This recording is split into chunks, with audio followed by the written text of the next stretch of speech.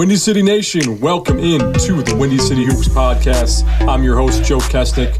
Well, your Windy City Bulls notch 2 wins in a row, getting the victory over the Capital City Go-Go on Saturday night, 111-103. Some great contributions from a variety of players on the roster for the Bulls. Jakar Sampson, just been on a tear as of late, 21 points and 4 boards. CJ Fair coming through huge, 17 points and 18 rebounds. Huge game for CJ. As well as new addition to the team, Walt Lemon Jr. with 14 points, 5 assists, and 4 boards. So we're going to jump right into it today. Got a lot to get to. We've got our guys on the call, Julio Raseo, Chris Rouse, and Ryan Fahey. Talk where the Bulls are at this point in the season, 18 games in, and what to look for in the second half.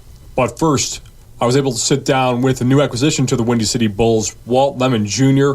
Walt, the hometown kid, went to Julian High School and Bradley University. Sat down with Walt just 3 games in now to his Windy City Bulls tenure. We're joined by newly acquired Windy City Bulls guard Walt Lemon Jr., Chicago's very own. Walt, thanks for joining us today. Thank you for having me, man. How's it feel being back in Chicago playing ball? It feels good, especially being back home. It feels kind of funny, though. I haven't played at home since high school, so I haven't been back in a long time. I mean, I came back and played against, the team last year, but it's kind of, an iffy feeling, being on part of the team now. So you have family and friends out to see you already at some games? Yeah. My family came to see me play yesterday, and I think they're gonna come again tonight to check me out. So. Great.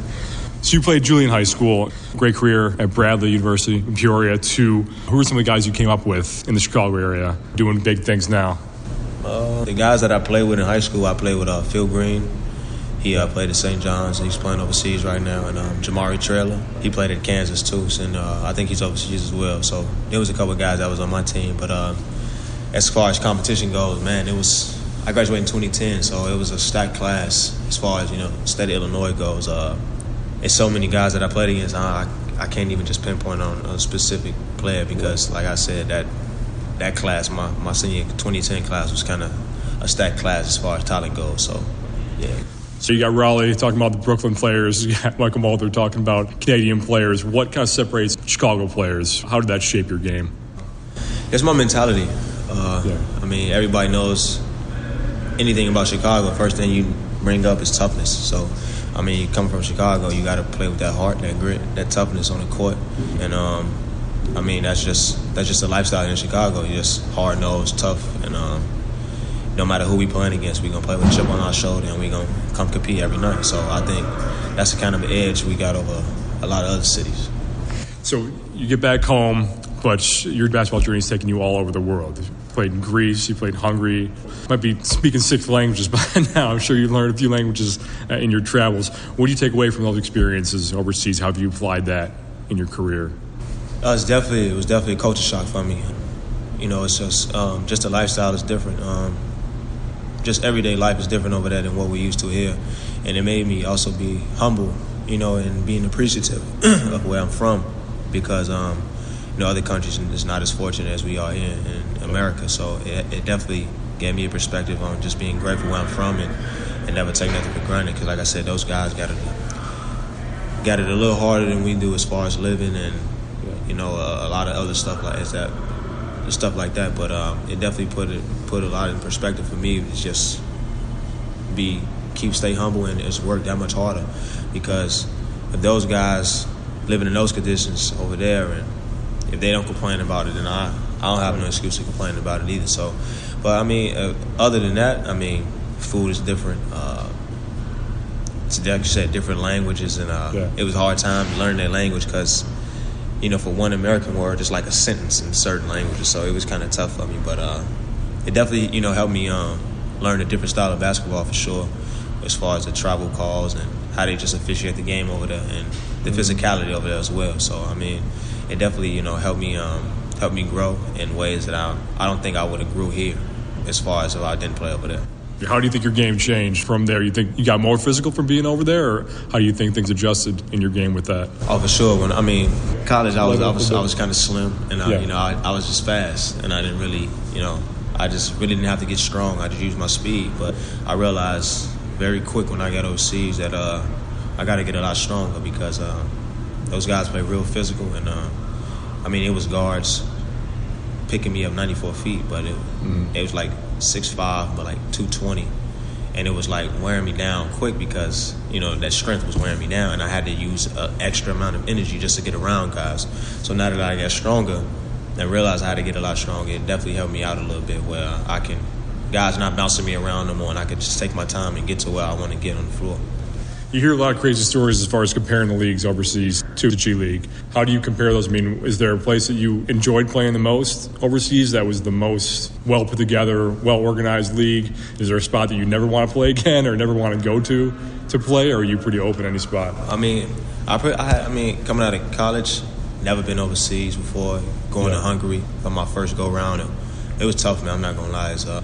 It's probably one of the toughest things I had to go through in my life, especially the start of my career. So that was definitely one of the toughest places I had to play, as far as on the court and off.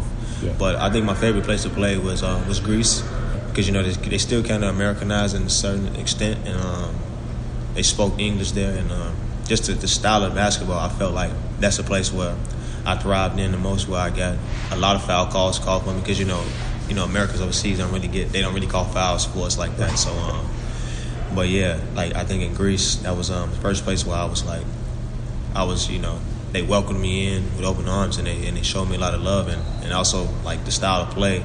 I was, you know, my game getting to the basket, I was getting foul calls for me, and it was definitely a good spot though. You earned those foul calls after a little bit? Oh, for sure. When I first got over there, they never knew who I was, so a couple of times, especially if you're playing a big team like Panathinaikos or Olympiacos, I'm not getting no calls because they're the top teams in Greece. But like, as far as, you know, the lower teams, I got my fair share of calls. But at first, they didn't know me, so they had to really figure me out. So after, you know, I showed them I could play a little bit, they started showing me some love.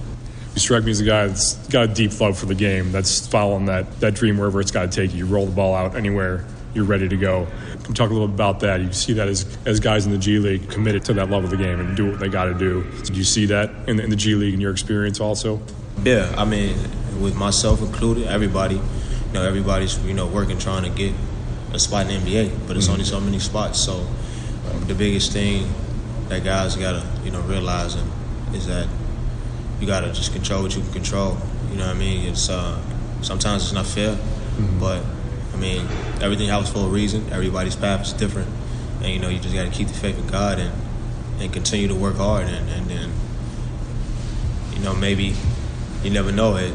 If you keep believing in yourself, never doubt yourself, because it's tough being in the G League. It's tough as far as travel, living conditions, eating, and we don't, you know, G League don't get paid that much neither. So it's definitely something that if you're not mentally strong, it'll definitely break you down. But I think my thing is, you know, like I said, you know, my previous team in Fort Wayne last year, I had a pretty successful year with them last year. But my mindset coming in was, I'm not thinking of next month or 2 weeks from now. I'm just worried about right now. And, you know, if I do get a call up, you know, a team give me an opportunity, then that's what'll happen. But right now I'm just worried about what I can control, which is today. And I'm just taking it one day at a time and one game at a time. And I'm not putting too much pressure on myself. So you're bringing that commitment, that toughness every day. 2 great games to start off your career with the Bulls. What did the coaches talk to you about where your spot would fit in with the team and how you've seen to gel so quickly with this squad? Yeah, honestly, I mean, you may think I play good, but, you know, to my standards, I put a lot of hard work on my craft. So, and me being with a new team, new philosophies on how they play the game on both ends is new to me. So I'm still adjusting to it. But I mean, like I said, this is my 3rd game with the team. So I still got to get the chemistry part down where, you know, me and guys, I know what guys like the ball and stuff like that. But and also finding my rhythm too. So I mean, it'll come because like I said, I mean, I work hard and it definitely pay off for me. But as far as, you know, talking to the coaches, they basically, you know, wanted me to be the guy to get downhill and attack and find guys, which I can't do. But that's really, you know, been my role, and I accept my role. Just, you know, being that lead point guard that they need. You know what I mean? I can pretty much go out there and get 30, 40, but as long as I'm getting guys involved, which, you know, which was been a problem that they needed that spot filled with, you know, getting downhill and putting pressure and getting guys open shots.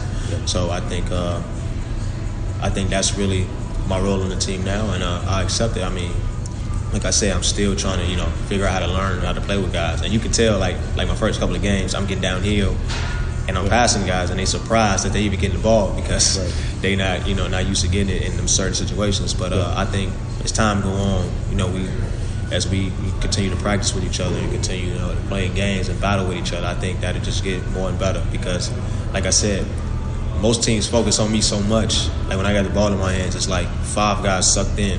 And when I swing it, guys be wide open. So, I mean, like I tell my team, you're going to make shots, you're going to miss them. But the thing is, when you miss shot, you can't let that affect the next shot. And then, I keep encouraging guys to shoot the shot. Or if you miss some funny, like it miss some regular layups, I mean, that's my job to instill confidence in the guys, because I need them to make shots. And that's what I'm here for, to make guys better and get them in spots where they can make shots. So, yeah, you can already see the difference happening with getting a win over Canton. So you definitely have that interesting perspective, though, having G League experience, having the European experience.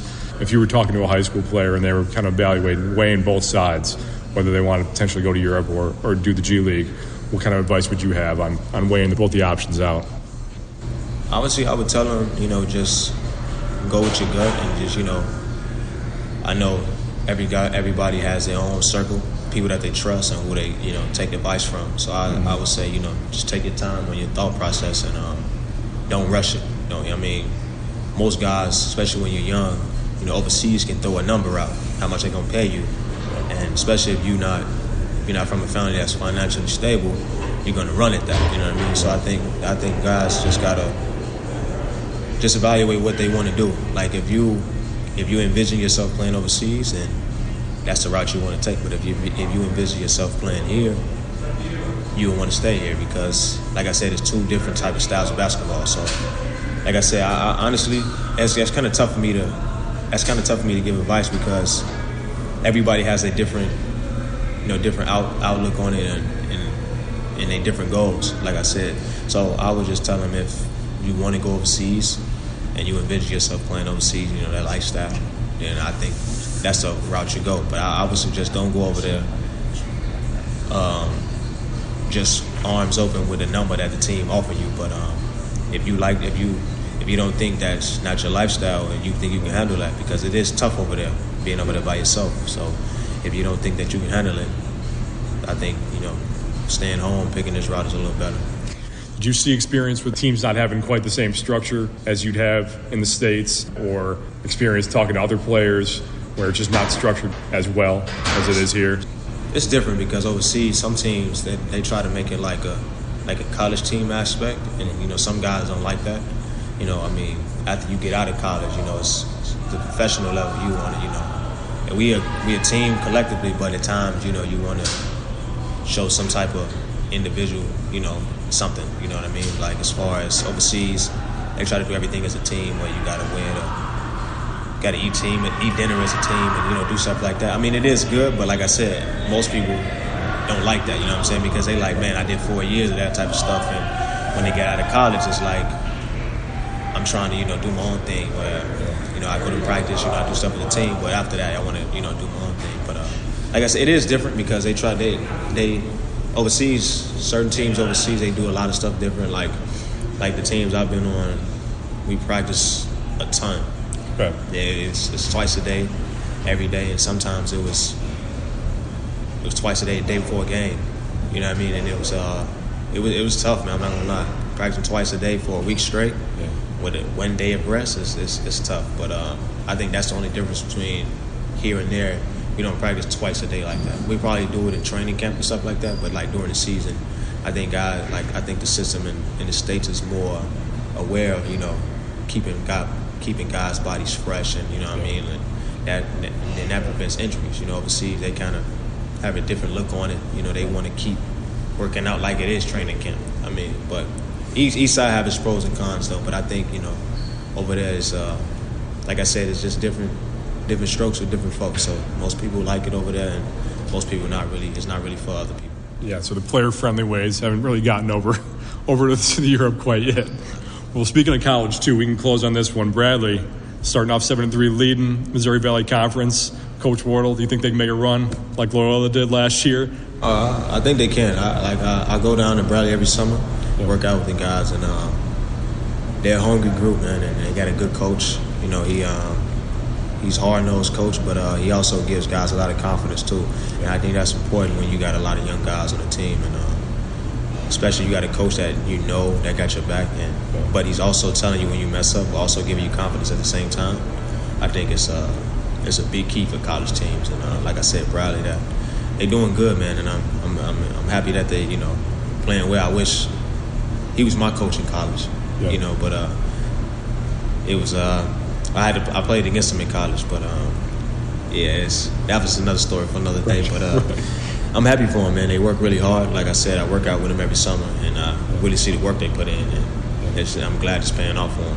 Definitely. Thanks, Walt. Appreciate the time. Thank you. Thanks again to Walt Lemon Jr. Walt, really good stuff on his hoops journey, taking him around the world and back to sweet home, Chicago. Going to be a key piece to this new-look Windy City Bulls roster. The Bulls on that 2-game winning streak with wins over the Canton Charge and Capital City. Right now, we're going to throw it out to Ryan Fahey, Chris Rouse, and Julio Arceo to talk about what led to that win streak and what to expect from the Bulls for the second half of the year. Courtside at the Sears Center Arena. I'm Ryan Fahey, your pre-half and post-game host on the radio broadcast SportsTownChicago.com. Here with me as my panel today as we're going to go into the Windy City Bulls as a whole here through their 18 games so far of the season. I'm joined by the two gentlemen who are on the television broadcast for Facebook Live and NBC Sports Chicago, Julio Arceo, who does the play-by-play duties, and Chris Rouse, who also helps me out, does the color commentary for the TV broadcast and for the pre-half and post on the radio side of things too. Gentlemen, this team's 6-12 so far as we take our podcast here on this December 15th, 2018. We'll talk about very recently. We were just back here the night before. A much-needed win, a 108-96 victory over the Canton Charge. And, Chris, I'll start with you. A much-needed win here, especially at home as well for this Windy City Bulls team. Yeah, Windy City getting what was their second win of the season here at the Sears Center since opening night when they defeated the Lakeland Magic, but played a very good team style of basketball last night on both ends of the floor. Great offense, everyone playing off of each other, and then on the defensive end, quick to help one another whenever they noticed any mismatches or any situations where a teammate may be in a compromising position. And a big part of that game last night was Jakar Sampson. Jakar Sampson just went off offensively, 20-plus points in that game. And, Julio, this has been a team that, ever since Tyler Ulis went down with that undisclosed injury, Windy City has been having trouble trying to find that lockdown guard where you have him out in that starting lineup that can really facilitate the ball and get guys like a Michael Mulder, like a C.J. Fair, V.J. Beecham, Thomas Wilder, just to name a couple more players. Get them those high-quality shots and get them open, whether it's on the corner of the baselines or at the wing, respectively. They just acquired Walt Lemon Jr., and Joe and I had recently just met with him for this podcast. He, through 2 games only, it's been night and day in terms of the ball facilitation with this team. Oh, without a doubt. I mean, I think that's one of the reasons why they got Walter, veteran player who's a ball distributor. 7 assists in the victory the other night against the Canton Charge. And he's helping get guys just tremendous opportunities from the floor. I mean, Jakar Sampson the other night, 11 of 18. Raleigh Elkins was 6 of 8 from the floor. Even Walt himself, though he was 4-12, he's getting guys better looks on the offensive end, and 5 guys in double figures as well against Canton. So he's making big difference in his early Windy City career. One of the things that we've noticed through these 18 games, most of them have been on the road, and we've obviously been here for all the home games here, gentlemen. When we've talked to Charlie Henry, whether it's been in our pregame shows on radio or just talking to him before a game in general, when he talks about anchors of defense, and that's kind of been a rotating panel in terms of the forward spot.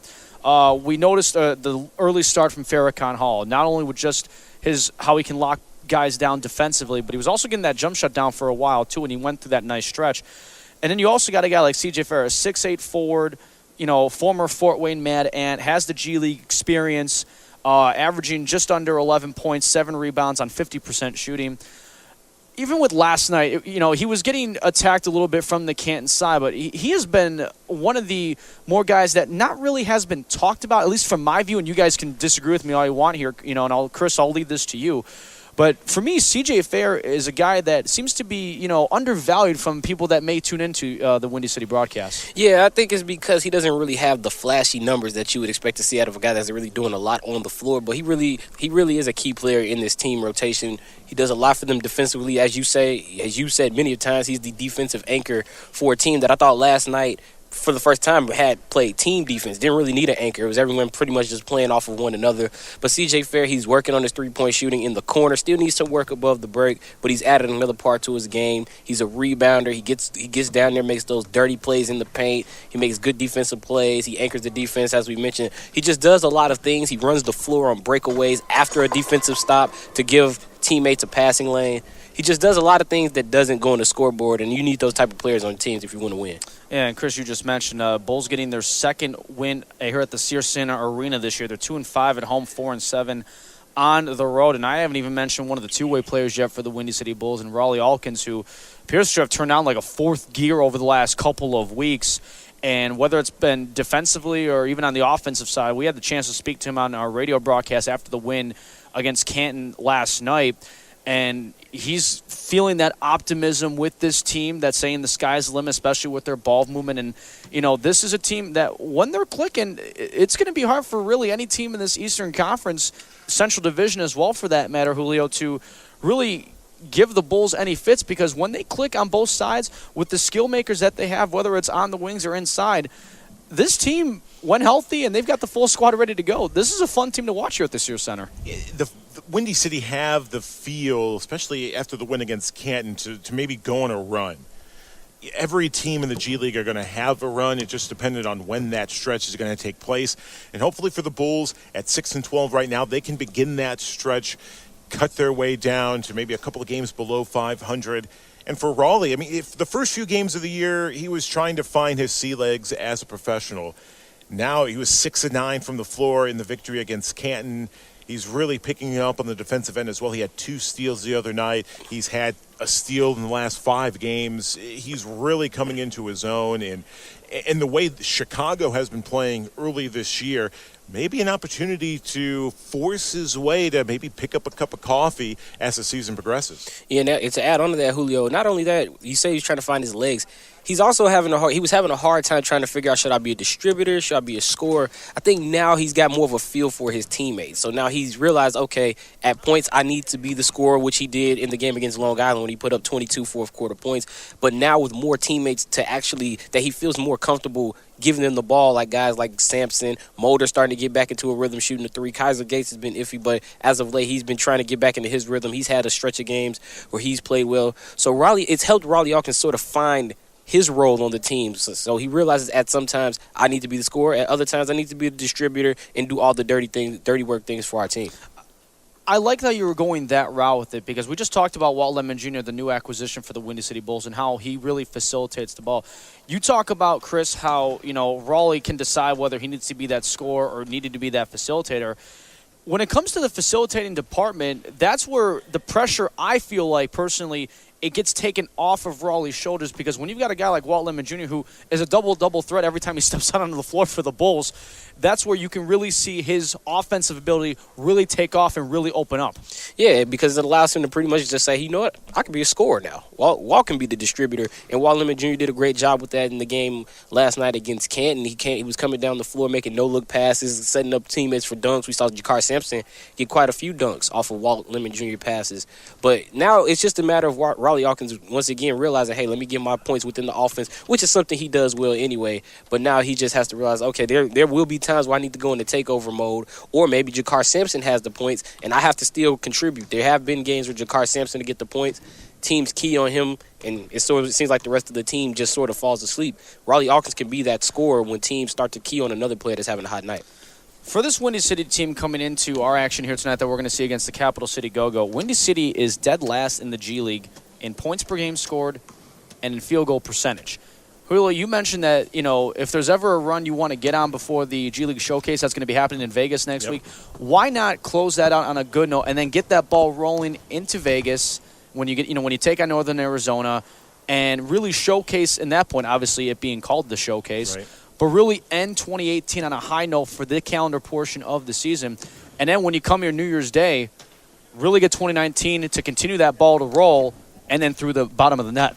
Yeah, no teams like back-to-backs, but a back-to-back this weekend actually could help Windy City a lot in getting that confidence going. Defensively, they're doing a great job as well. Their defensive points per game's third in the G League at 102.7. 3-point percentage on the defensive ends, 10th at 30%.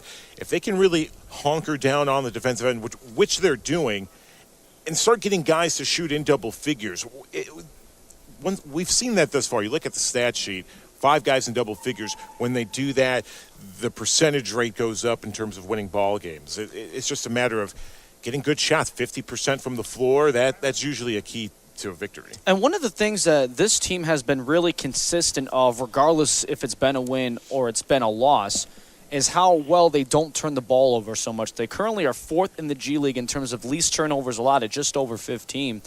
And in a league where it can be so fast-paced and how the ball is shot nowadays, whether it's in the NBA or here in the G League, keeping the ball clean on the offensive side is very important. And this has been a team that even started off the year in terms of steals towards the top of the G League. They've fallen off a little bit, but that's not what I'm going to go with this as. Clean basketball has been something that Charlie Henry has preached from day one, and they're still continuing to do that on the offensive side, not turning the ball over so much. Yeah, the Bulls are a good team as far as taking care of the ball. The big problem for them so far this season has been the offensive awareness, just coming down with 20 on the shot clock. Hey, let's hoist the three just because I have the look. Like, you don't have to do that every time down the floor. Sometimes, look, all open threes are not good threes. Sometimes you need to get into the offense and take in rhythm shots, and that's been one of the things that I've been preaching on the television broadcast throughout the season. You don't need to rush shots just because you have the look. That's not a good look, especially in games where, say, it's a single-digit deficit. You come down, you rush a shot. Now, all of a sudden, you rush 2 or 3 shots. That other team comes down, they knock down 2 or 3 threes, and a 6-point lead is now elevated to 12, 15, and 20, 21-point advantages. So that's something that the Bulls have to work on, just getting good in-rhythm shots. That's Chris Rouse alongside with Julio Rousale, the gentleman of the TV broadcast for your Windy City Bulls. I'm Ryan Fahey with you on the Windy City Hoops podcast on this December 15th, 2018. One final thing, gentlemen, as we wrap this up here, let's look ahead to our matchup here tonight really quick. Capital City Go-Go come in 6-6. Playing not as many games as Windy City. There's that 6-game difference. Yep. Not that it really matters coming into tonight. But one of the guys we're going to want to look at here from the Go-Go side of things is big number 52, the 6'5 guard, Jordan McRae, because that dude can ball, Julio. Without a doubt. I mean, there's a reason why he was drafted in the second round. There's a reason why he's 27 points per game. I mean, that's outstanding. So the question is for Windy City, can Raleigh Alkins, say, limit those 27 to maybe 22, 20 points per game? That would be a big edge for Windy City tonight. Guy's a veteran. He's played in the NBA for many years. He's played with Cleveland. He's played with Phoenix. I like the matchup tonight between he and Raleigh Alkins. It's going to be another big test for the rookie out of Arizona. Yeah, Jordan McRae, that's a guy that can score in bunches. And he did that against the Bulls when they met back on November 9th. He put up 41 points in that ball game. But now, also, the Bulls have one other player to worry about. That's Chasson Randle. But they may be catching a break because I'm not 100% sure if Okara White is actually going to be here in this ballgame. He was listed on the roster last night, but not this morning. So there's a possibility with the Trevor Ariza trade, he may be up with the Washington Wizards right now. So if he's not here, that would be a plus for the Bulls. But it will be Jordan McRae and Chasson Randle. Those are two guys that can score in bunches. And we've seen Chasson Randle quite a few times back when he was at Westchester. He came in here and lit the lamp, so to speak. I know that's more of a hockey term. But you get my drift here against the Bulls. Another thing, I've noticed a trend the last 2 seasons with Chicagoans returning home and putting up big numbers. We saw former Chicago Bull oh my goodness, his name's escaping me. Teague. Marcus Teague here last year was dynamite for the Memphis Hustle. Game-winning shot. We also had... That was a double overtime game, I believe, overtime game. Yeah, we were here for that, yeah. Late in the season. You guys were. I wasn't assigned to that one. You had Milton Doyle, the former Loyola standout, played at Simeon for Long Island Nets last year, had a game-winning shot. Guys from Chicago usually do well returning from home, so I would not be be surprised if Chasen Randall, who's from Rock Island downstate, has a tremendous evening. I was going to say, Rock Island's not really Chicago. Well, as far as the Chicago, to offset that, it's a state homecoming. To offset that, we got Walt Lemon Jr. on the Windy City Bulls. I went to Julian High School in my neighborhood on the south side. So we got Fred that. Van down the Fleet, street from you. Yeah. Raptors 905 last season. Fred Van Fleet, he's from the Rockford area. Yeah. He was lights out. Even Alfonso McKinney, when he returned, Chicago area Marshall guy, High School, former Windy City Bull player. So it's always nice when, regardless of whether they get acquired to Windy City or it's an opponent that comes to this building, when it's a little bit of a homecoming for those kind of guys that that